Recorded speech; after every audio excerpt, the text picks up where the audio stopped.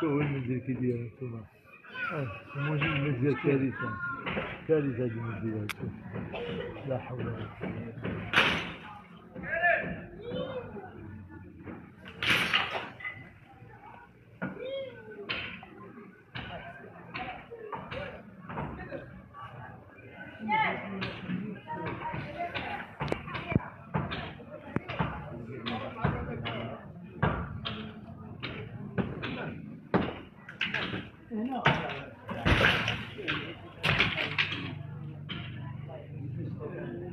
وشي جريدتكم من امام المبنى اللي بالمدينه القديمه وتسمع فيه التنطيق بالامس، وجينا وثقنا يعني العمليه وخروج الناس من المنزل والسابوطاج وبزاف امور. هو اليوم كما كنشوفوا يتم هدمه مباشره لانه له كشكل خطوره على الساكنه وعلى الماره.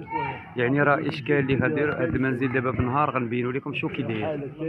شوف هذا المنزل تكال، هذا المنزل شوف هذا المنزل اللي بالقرب منه. هذه المنازل يعني اولات خطيره، راه تكال يعني راه خاص بزاف المنازل اللي يتم الهدم ديالها لان ولات كتشكل خطوره على الساكن.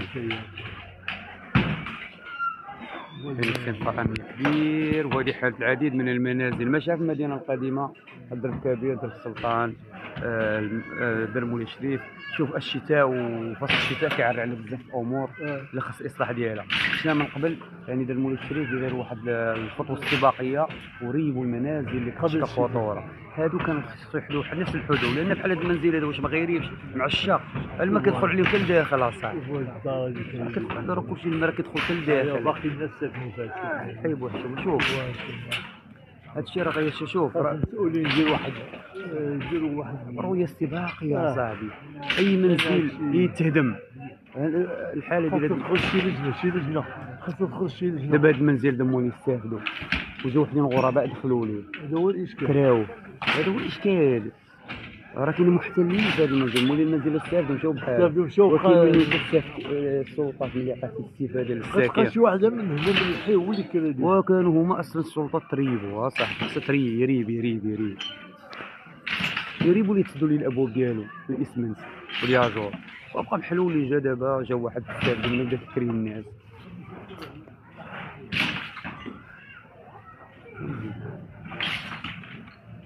ولا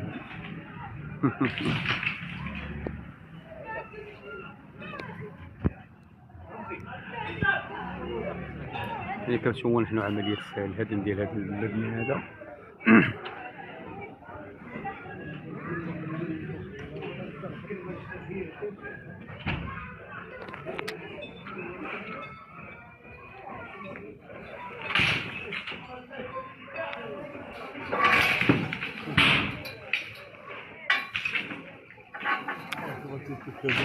يعني راه الظروف اللي خدامين فيها هاد الناس ظروف خطيره. شوفوا الخطر ديال هاد المنازل، شوفوا هاد المنازل كي دايره. خير حنا زعما من تحت السما كارثه، هذه كارثه